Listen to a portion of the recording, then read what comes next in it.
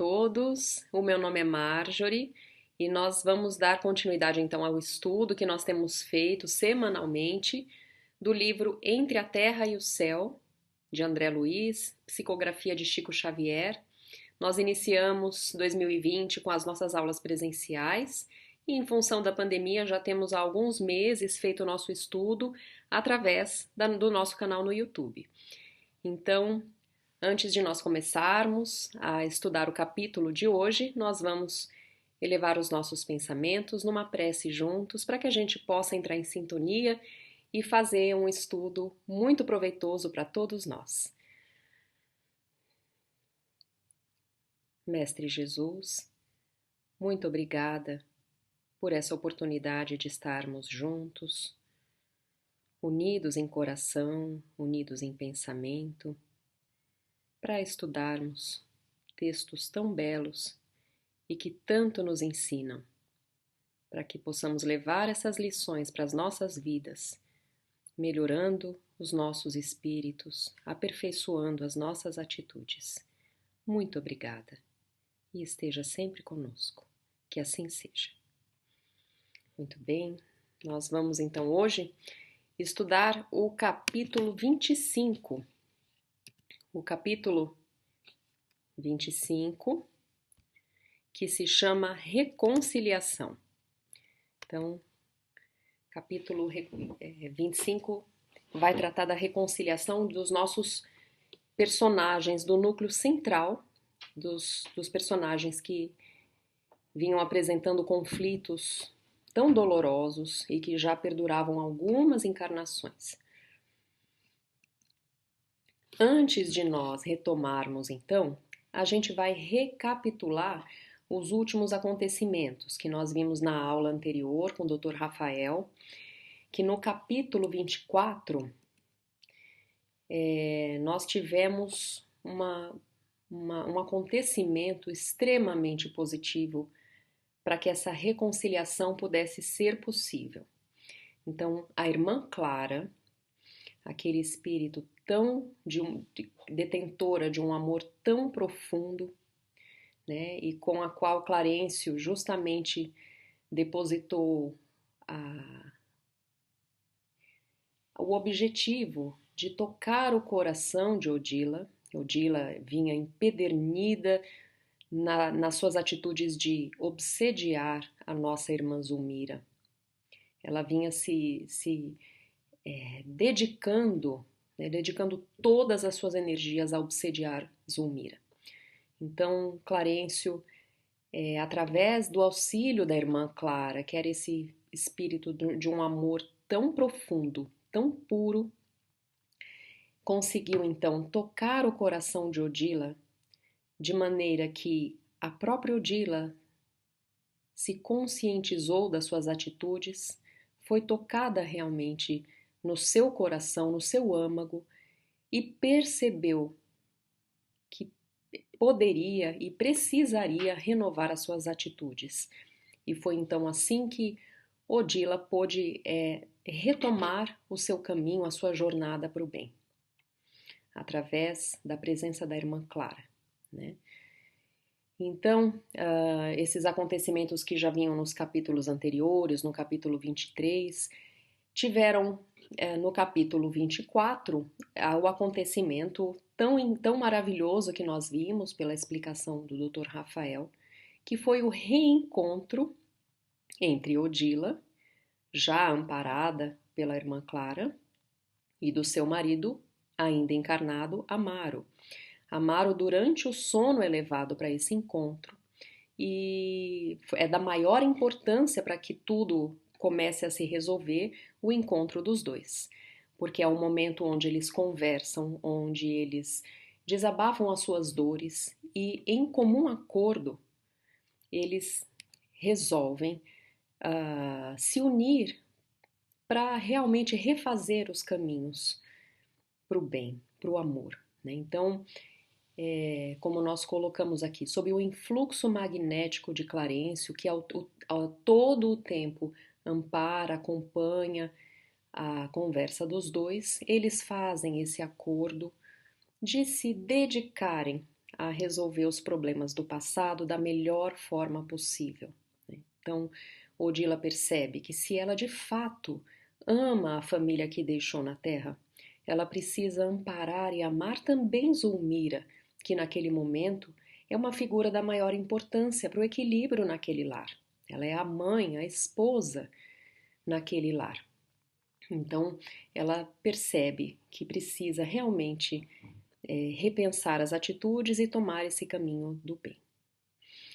Então, após essa conversa tão positiva, nós vemos que Amaro acorda, né? Já no capítulo 25, então, ele acorda muito otimista, sentindo-se cheio de energia.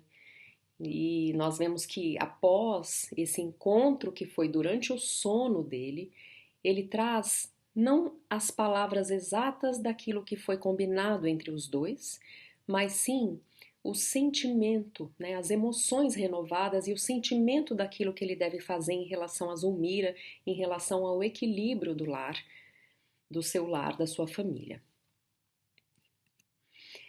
E ele então se dirige a Zulmira, que havia acabado de acordar, com muito carinho, com muita alegria. E Zulmira se emociona com aquela mudança de atitude, porque ela vinha, como nós lembramos, há muitos capítulos já, bastante enfraquecida, bastante doente, tanto emocionalmente, né, como se fosse mesmo alguém sem forças, como também fisicamente, muito abatida. E ela não tinha forças mesmo para renovar a forma de pensar. Ela ficava ali fechada nos seus pensamentos de culpa em relação à morte de Júlio, de dor e com a obsessão fortíssima que vinha sendo aplicada sobre ela por Odila. Ela já vinha há muito tempo bastante enfraquecida. Então essa renovação de sentimentos no lar que acontece naquela manhã toma ela de surpresa. Enquanto Amaro conversa com ela, com toda essa alegria, logo de manhã, nós vemos que Odila acompanha tudo, acompanha toda a cena com contentamento. E ela, apesar de sentir um lampejo daquele sentimento que antes acompanhava ela, de incômodo da figura da Zulmira ali, um certo ciúme, ela agora enxerga tudo isso de outra forma. Ela compreende que apesar de ainda não ser tão fácil, tão simples, ultrapassar o sentimento dos ciúmes, ela reconhece agora que aquele momento é uma oportunidade bendita que ela deve aproveitar para a evolução dela e para que todos esses nós, esses problemas possam aos poucos serem desatados, né? E então ela acompanha aquela cena com alegria, né? O Amaro acordando a Zulmira com amor, finalmente Zulmira tendo um sorriso nos lábios. E então, enquanto Amaro está nos seus aposentos, despertando Zulmira, Odila aproveita para se deslocar até o quarto da sua filha Evelina e chama a menina. Ela ainda estava adormecida, o corpo repousava na cama, mas o espírito não estava lá. E ela chama a filha em pensamento, colocando a destra, né, na testa da filha. E esse momento é muito emocionante, porque lá no comecinho do livro nós vimos, quando todo o desenrolar dessa história se iniciou, que foi uma prece de Evelina para a mãe, pedindo auxílio da mãe falecida, que foi nos introduzindo a essa história toda desse núcleo familiar. E naquele momento, aquela prece refratária, né, que Clarencio explica para Hilário e André, a gente percebe que Odila, tão desequilibrada, tão presa no seu sofrimento, tão obcecada em atrapalhar a vida de Zulmira com o seu marido Amaro, com tantos ciúmes, Odila, apesar de ser mãe, ela não tinha a menor condição de ouvir e atender à prece da filhinha. E todo esse desenrolar da história foi caminhando, nós temos agora a própria Odila, no quarto da Evelina, chamando a filha. E então as duas se reencontram muito emocionadas, choram, matam aquela saudade enorme e Odila faz um pedido para a filha. Ela explica que o equilíbrio e a felicidade da Zulmira eram muito importantes para que o lar deles voltasse a se equilibrar. Então, que ela pede para que a filha seja amorosa com a filha, com a Zulmira, perdão, seja amorosa com a Zulmira, que ajude, que a trate como uma mãe, que seja a filha que a Zulmira não tem e que trate da melhor forma, ajude no dia a dia, no lar, a sua madrasta. Eis então que a menina desperta, né, volta para o seu corpo, desperta e vai até o encontro do pai e da Zulmira com uma bandeja de café da manhã, muito feliz, né, radiante, e Odila assiste essa cena emocionada, né? E a gente vê então que a Zulmira se vê ainda mais surpresa, né? Ela que vinha naquela prostração, com aquele semblante pesado, sofrido, né?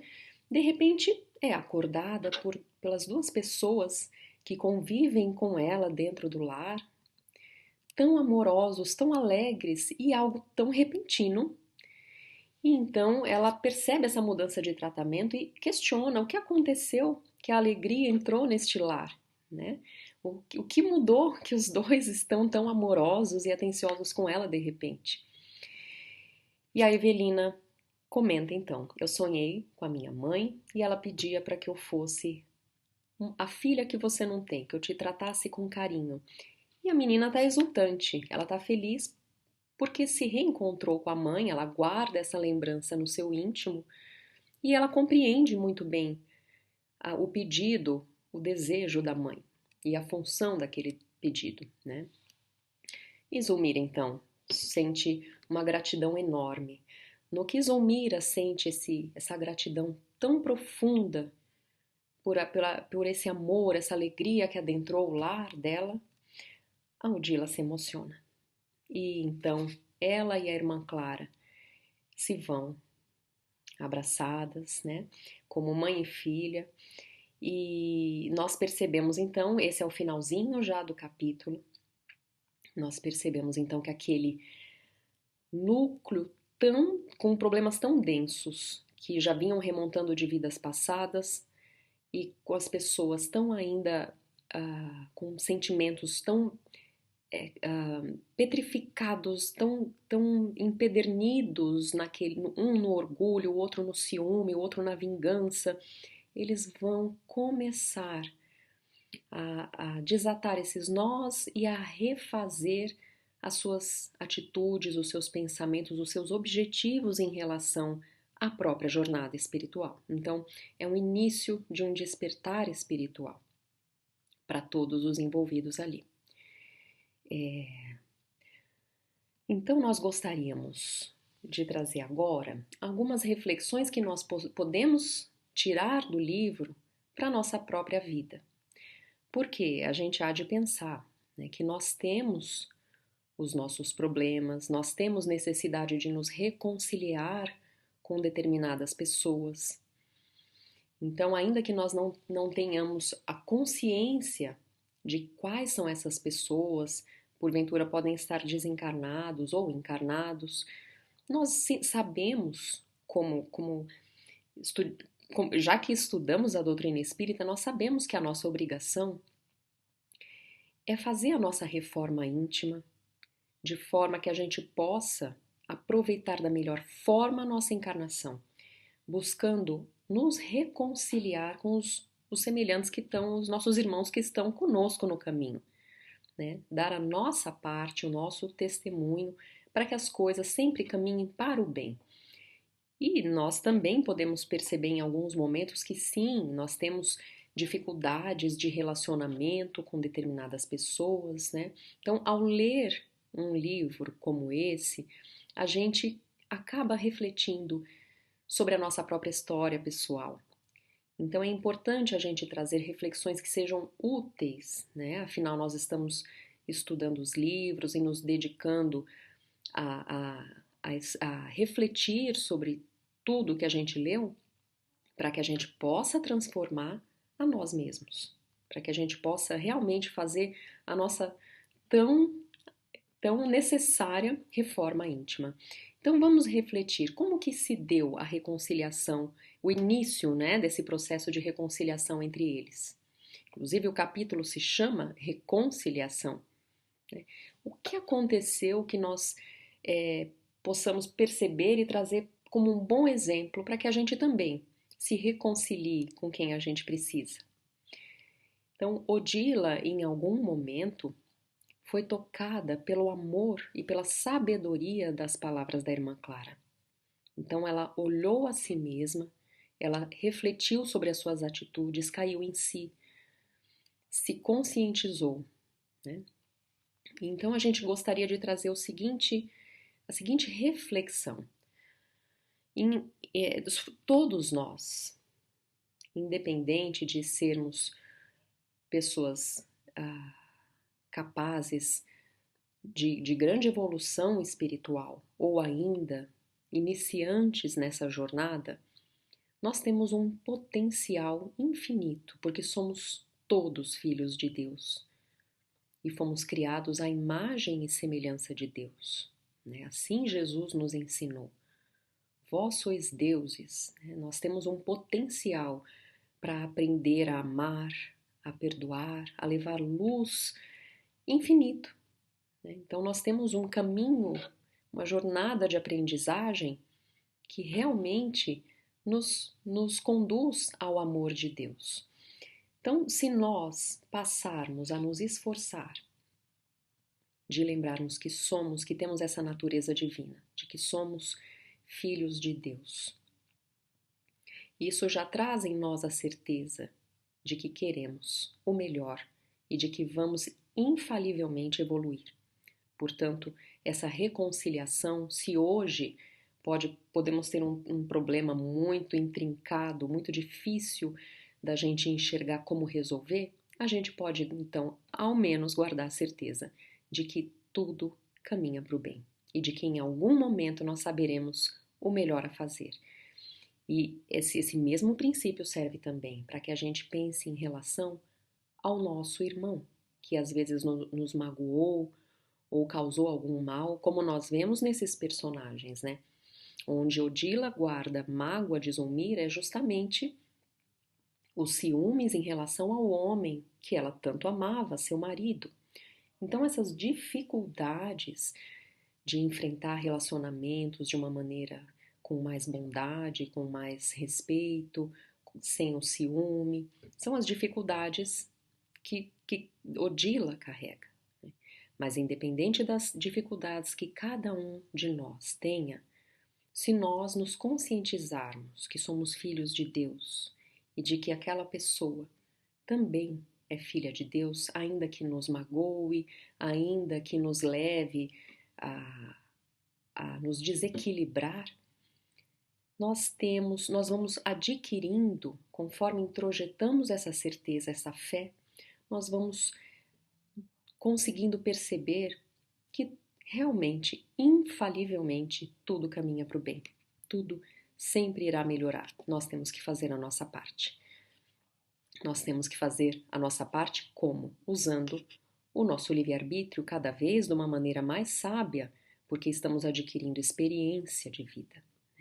Então, o que nós somos hoje é resultado do uso desse livre-arbítrio ao longo das nossas encarnações. Se a gente pensar nesses personagens e na forma como, por exemplo, durante todos aqueles episódios muito tristes na fase da Guerra do Paraguai, quantos desacertos e quantas escolhas erradas e quanto mau uso do livre-arbítrio a gente viu ali, com aqueles personagens. Certamente a gente também tem as nossas consequências do mau uso do livre-arbítrio. Mas a gente pode entender que esse livre-arbítrio ele vai sendo educado através do estudo de nós mesmos. Né? Então, a gente percebe hoje, nesse capítulo, que Odila deu um passo nesse caminho, né? Compreendendo que ela precisa refazer as escolhas dela. Nós temos que nos conscientizar o quê? Da consequência dos nossos atos, tanto para o mal como para o bem. Quais serão as consequências maravilhosas dessa mudança de atitude da Odila? Onde ela entende que ela pode sim estudar a si mesma, perceber aonde ela errou, tomar novas decisões, novas escolhas e colocar em prática essas reflexões com o amparo constante, né, de irmã Clara e do próprio Clarencio. Quais vão ser as consequências? Ela está plantando amor, ela está plantando entendimento. Novas dificuldades virão?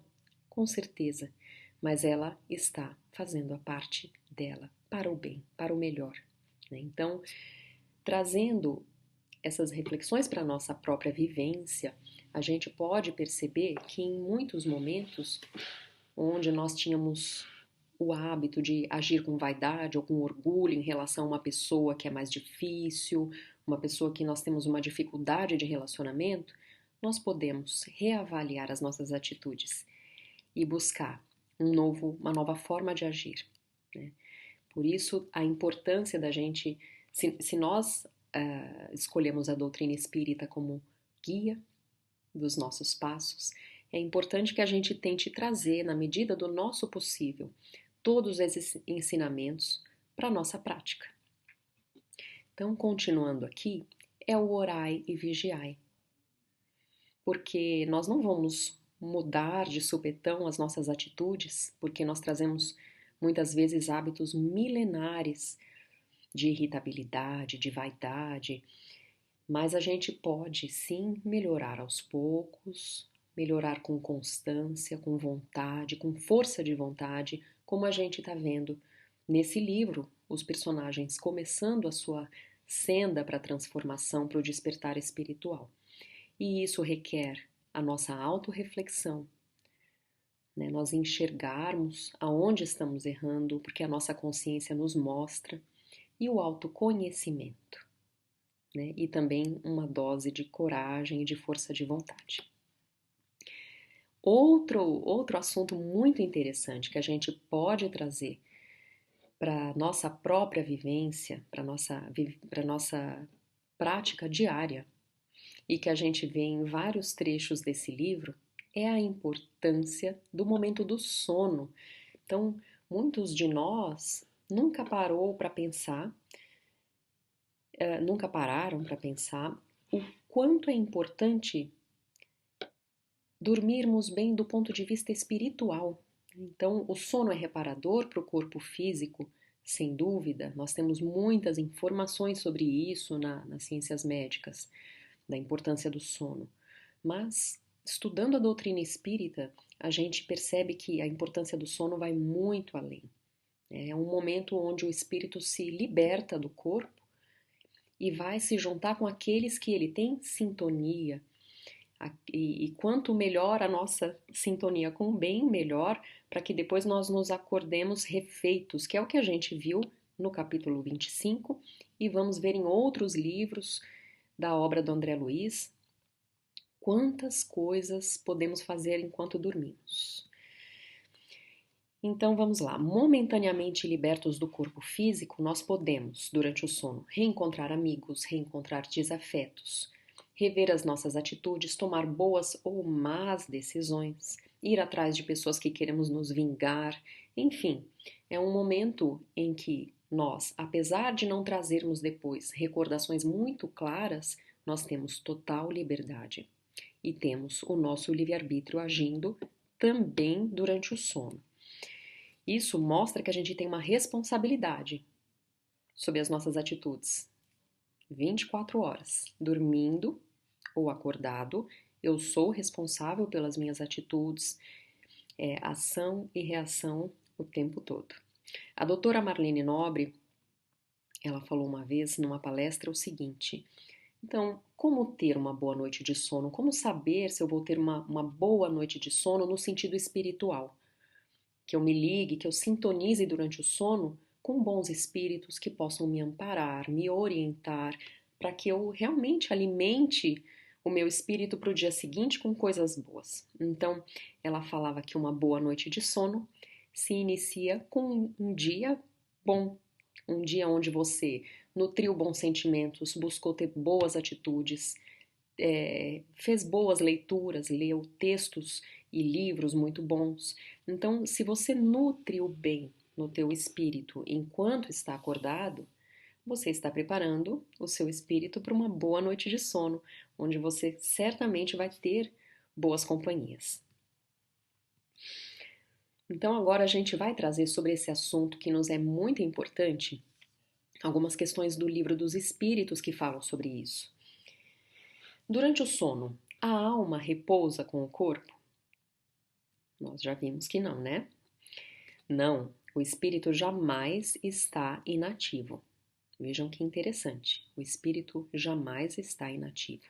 Durante o sono, afrouxam-se os laços que o prendem ao corpo e, não precisando da sua presença, ele se lança pelo espaço e entra em relação mais direta com outros espíritos, que é o que nós vimos ao longo deste livro que estamos estudando agora, Entre a Terra e o Céu, e em tantos outros livros do André Luiz.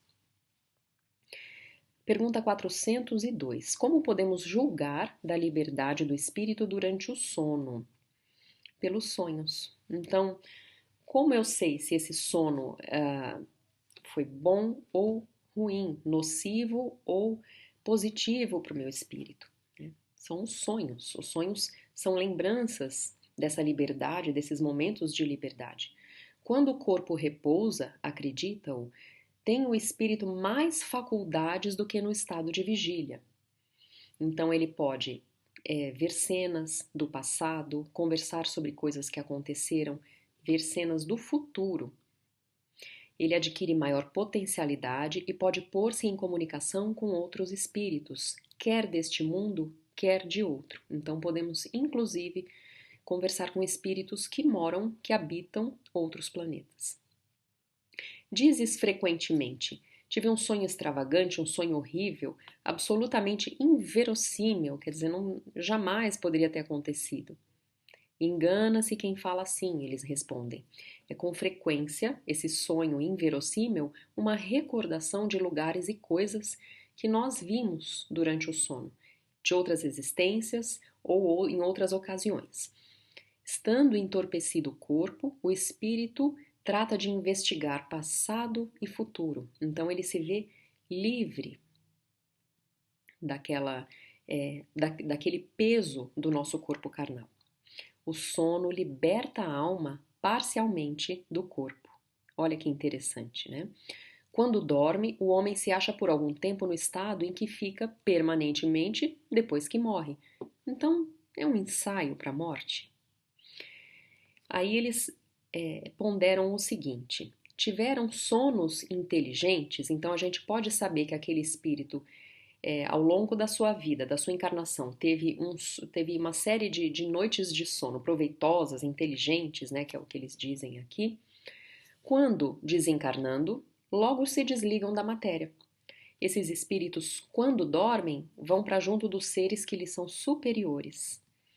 Com estes viajam, conversam e se instruem, que é o que nós vimos. Vimos não só agora com Amaro e Odila, mas, por exemplo, quando Antonina também, né, e acompanhada de Clarencio, Hilário, André Luiz, faz a visita ao Lar da Bênção. Então, vamos lá. Trabalham mesmo em obras que se lhes deparam concluídas quando volvem, morrendo da terra, ao mundo espiritual. Então, ainda podem trabalhar e concluir obras, trabalhos importantes. Então, eles fazem aqui essa comparação. Quando uma pessoa desencarna e se desliga com facilidade da matéria, já é a prova de que ela tinha noites de sono muito espiritualizadas. Né? Ela aproveitou esse ensaio para a morte, para o desapego aos valores do corpo carnal.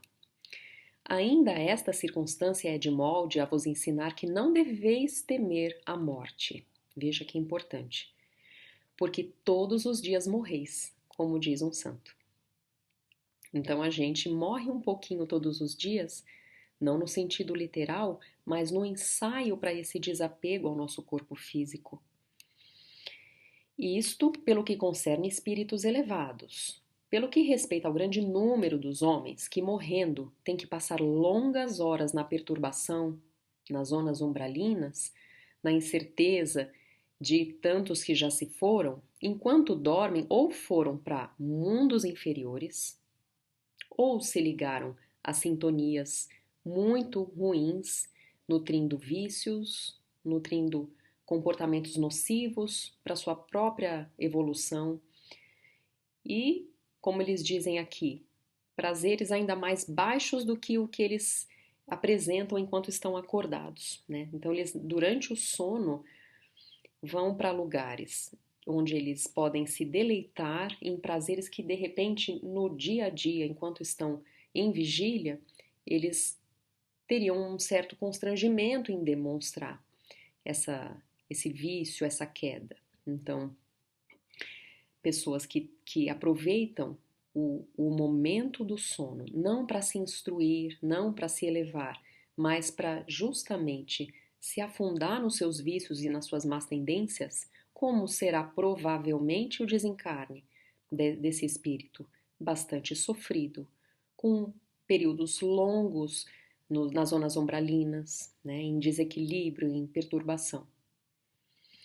Então vejam que eles fazem realmente uma comparação entre o nosso sono e esse ensaio para o nosso desencarne.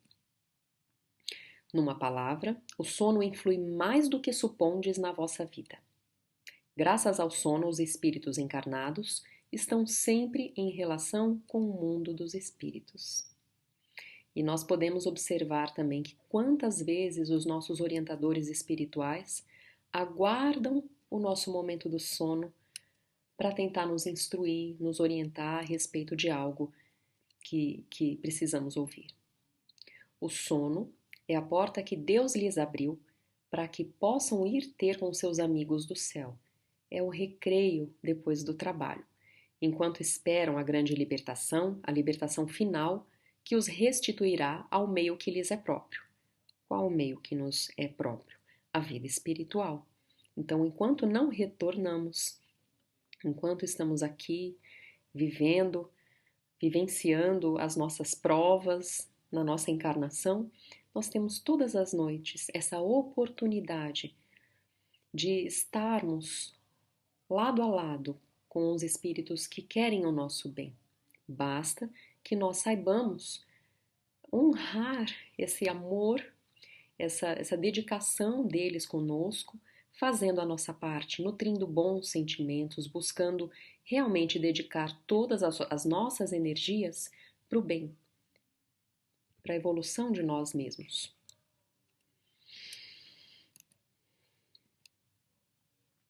O sonho é a lembrança do que o espírito viu o sono. Então aqui nós já estamos entrando em outro aspecto, né? E aquelas lembranças, os sonhos, as imagens que nós temos quando acordamos. Então, são as imagens e as lembranças que nós trouxemos deste passeio que o nosso espírito fez. Notai, porém, que nem sempre sonhais, né? Muitas vezes nós acordamos com a impressão de que não conseguimos lembrar de nada. E aí? O que quer isso dizer? Quer dizer que nem sempre vos lembrais do que vistes, ou de tudo o que haveis visto enquanto dormíeis. É que não tendes então a alma no pleno desenvolvimento das suas faculdades. E nós sabemos, né, que os nossos espíritos ainda são aprendizes, né? Ainda não temos todas as faculdades desenvolvidas, ainda não temos condições de compreender todas as verdades. Então, mesmo neste livro, quantos exemplos de momentos em que os orientadores levaram os espíritos das pessoas encarnadas para que pudessem conversar, refletir sobre as suas atitudes. Quando, então, a pessoa acorda de novo no seu lar, ela tem uma pálida ideia do que ela deve fazer. E nós muitas vezes pensamos, poxa, por que ela não lembra em detalhes Seria tão bom, não seria, lembrar de tudo que o orientador falou? Poder corrigir exatamente o que ele indicou que precisa ser corrigido? Não, né? E Deus, na sua imensa sabedoria, que compreende muito além do que nós ainda não compreendemos, justamente nos ampara dessa forma. Nós ainda não temos maturidade espiritual para carregar todas aquelas informações, toda a beleza dos lugares onde nós fomos. Então, assim é, nós trazemos a lembrança daquilo que nos concerne, que temos condição de fazer uso da melhor forma. Conforme nós evoluirmos mais, certamente iremos ter uma conexão mais clara, uma conexão mais transparente com a nossa vida espiritual e com os nossos amigos espirituais. Muitas vezes apenas vos fica a lembrança da perturbação que o vosso espírito experimenta à sua partida ou no seu regresso, acrescida da que resulta do que fizestes ou do que vos preocupa quando despertos. Isso nós sentimos, né? A não ser assim, como explicaríeis os sonhos absurdos que tanto os sábios quanto as mais humildes e simples criaturas têm?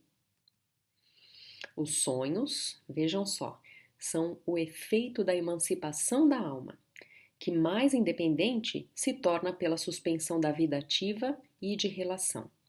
A incoerência dos sonhos, que às vezes nós falamos, nossa, tive um sonho tão estranho, e a gente mistura elementos na hora que vai descrever e não vê conexão entre eles, né?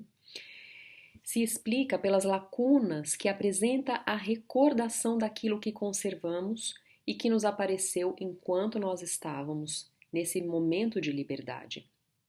Então a gente guarda trechos, pequenas frases, pequenos conselhos, ou um sentimento que nós possamos ter sentido de angústia.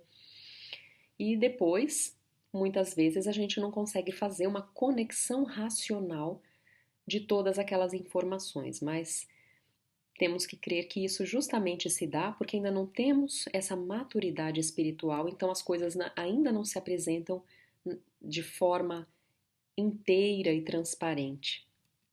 Então são recordações ainda muito sutis. A próxima questão: por que não lembramos sempre dos sonhos?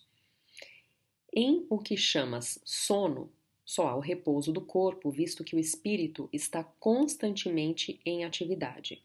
Recobra durante o sono um pouco da sua liberdade, da sua vida livre de espírito, e se corresponde com os que lhe são caros, quer neste mundo, quer em outros. Então a gente vai sempre procurar aqueles que amamos, aqueles que gostamos. Daí a importância de nós nutrirmos ao longo do dia boas sintonias, bons pensamentos, né? Porque nós podemos neste momento também procurar aqueles que queremos nos vingar ou que compartilham conosco de péssimos hábitos de comportamento, né? Mas, como é pesada e grosseira a matéria que o compõe, o corpo dificilmente conserva as impressões que o espírito liberto havia recebido. Então, vai ficando mais claro da gente entender, né?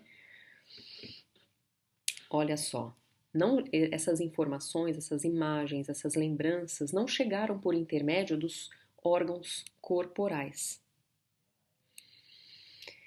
Que se deve pensar das significações atribuídas aos sonhos, porque muitas pessoas, ao acordar, e quando tem uma lembrança mais marcante de algo que sentiu ou ouviu durante o sonho, quer logo uma interpretação se aquilo é uma premonição, se aquilo foi um encontro real com determinada pessoa que ela lembra em sonhos. Os sonhos não são verdadeiros como entendem os ledores de Buena Dicha ou os ledores de sorte de futuro. Pois for absurdo crer-se que sonhar com tal coisa anuncia tal outra. Então nem sempre vai trazer essa certeza de que é algo que vai acontecer, que você viu no sonho.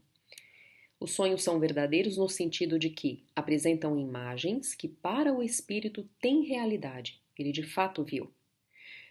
Porém, que frequentemente nenhuma relação guardem com o que se passa na vida corporal. São também, como dissemos, um pressentimento do futuro permitido por Deus ou a visão do que no momento ocorre em outro lugar a que a alma se transportou durante aquele momento, aquele momento do sono. Não se contam por muitos os casos de pessoas que em sonho aparecem a seus parentes e amigos a fim de avisá-los algo que está para acontecer? São essas aparições, se não as almas ou espíritos de tais pessoas a se comunicarem com os entes caros? Quando tendes certeza de que o vistes e algo não se deu, não fica provado que a imaginação nenhuma parte tomou da ocorrência. Então, em alguns momentos, a nossa interpretação pode ser contaminada pelos nossos sentimentos, pelos nossos medos, né? Muito bem, nós vimos, né, que nesse capítulo que trata da reconciliação dos seres que traziam desafios tão grandes, né, para serem resolvidos, nós tentamos trazer então que o exemplo deles pudesse nos inspirar. Em dois aspectos nós conversamos: nos inspirar a buscar de fato a reconciliação com aqueles que convivem conosco, sempre fazendo a nossa parte para o bem, e também aproveitar essa oportunidade bendita que Deus nos concede do nosso momento do sono, que é o momento onde, diante de tantas dificuldades e mesmo de situações como as que a gente viu, que necessitam de uma reconciliação profunda com os nossos irmãos do caminho, nós temos o amparo dos bons espíritos que nos seguem durante o nosso momento do descanso do corpo físico. Então, para que nós possamos efetuar essas transformações tão benéficas no nosso espírito eterno, adquirindo novos hábitos, reconhecendo que trazemos maus hábitos que fomos acumulando ao longo da nossa jornada, né, das nossas encarnações passadas, como nós podemos, então, olhando lucidamente o momento de agora e a nossa necessidade de renovação, porque afinal, se estamos encarnados, estamos tendo essa oportunidade de nos melhorar, de nos renovar. Como buscar esses novos hábitos? Como romper com os velhos? Com manias e com irritabilidades que nós trazemos, com orgulho, com de repente uma necessidade de se comparar ou de querer se sentir superior ou pelo contrário, de nos inferiorizarmos perante os outros. Jesus, no seu evangelho, nos convida todo o tempo para que nós renovemos os nossos hábitos, para que nós olhemos para a porta estreita do amor, da retidão, da doçura, abandonando a porta larga dos nossos vícios, dos nossos maus hábitos. Como efetuar então essa mudança? Aí eu trouxe para que a gente possa refletir juntos uma lenda que muitos já ouviram, é bastante conhecida, que é a lenda dos dois lobos. Eu trouxe aqui o texto, ele está numa letra pequena, eu não vou ler até para não nos alongarmos mais, mas eu vou então contar rapidamente, resumidamente, do que se trata. Havia uma aldeia com um velho sábio, um ancião, considerado realmente o homem mais sábio daquele local e sempre era procurado pelas pessoas que precisavam de algum conselho, de alguma orientação para um problema. E um belo dia ele falou o seguinte para um aprendiz dele, para uma pessoa que o havia procurado: eu tenho dois lobos dentro do meu coração. Um lobo cruel, vingativo, mau, que ataca, e um lobo dócil, bom, manso, bondoso, confiável. E o aprendiz, assustado, né, perguntou: mas, senhor, qual desses lobos vai vencer? Qual desses lobos, né, vai tomar o seu coração? E ele respondeu: aquele que eu alimentar.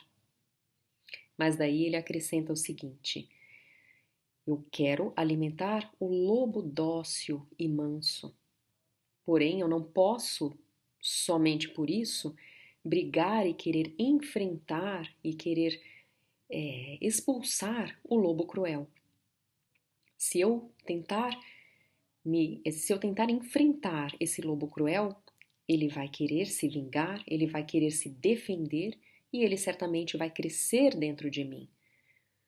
Então eu simplesmente o deixo quieto no canto dele e alimento o lobo bom. Pouco a pouco, esse lobo cruel vai perceber que não tem mais espaço, não encontra mais eco dentro de mim, não mais me influencia e ele vai se retirar. Então, eu trouxe essa lenda dos dois lobos para a gente refletir juntos a importância da gente alimentar os nossos impulsos para o bem. E ao invés de brigar, de se sentir decepcionado consigo próprio porque errou, né? Então, assim, ao invés de brigar com o nosso erro, ao invés de brigar com o nosso lobo ainda cruel, ainda pouco evoluído, a gente simplesmente o deixa quietinho e alimenta o lobo bom. Nós não precisamos brigar com os nossos maus hábitos, mas alimentar os nossos bons hábitos. Nós não precisamos brigar com a treva, negar a treva ou, enfim, de alguma forma querer expulsar essa treva que ainda habita em nós, mas precisamos acender a nossa própria luz. Em tantos momentos, Jesus nos convidou justamente a acendermos a nossa luz, a brilharmos a nossa luz, aprendendo a amar, aprendendo a perdoar, aprendendo a servir ao próximo. Então, eu vou terminando por aqui esse capítulo tão lindo chamado Reconciliação. Eu trouxe para nós finalizarmos e para fechar as nossas reflexões uma frase psicografada pelo Chico Xavier do Bezerra de Menezes. Bezerra de Menezes, que neste sábado, dia 29 de agosto, completa 189 anos do nascimento dele. Então é a data que comemora 189 anos do nascimento de Bezerra de Menezes. A frase que nós trouxemos é a seguinte: esqueçamos tudo o que possa representar motivo à perturbação e valorizemos a serenidade e o proveito. Então vamos alimentar os nossos bons sentimentos, a nossa vontade de se melhorar, a nossa vontade de sempre evoluir, que o nosso despertar espiritual cada vez mais vai se aproximar. E nós iremos com certeza, devagarzinho, dentro do nosso possível, como sempre dizemos, efetuando a nossa reforma íntima, nos reconciliando com os nossos irmãos que estão conosco no caminho e buscando sempre aprender cada vez mais a amar e perdoar. Muito obrigada a todos e semana que vem, então, nós temos mais deste livro lindo, Entre a Terra e o Céu. Até lá!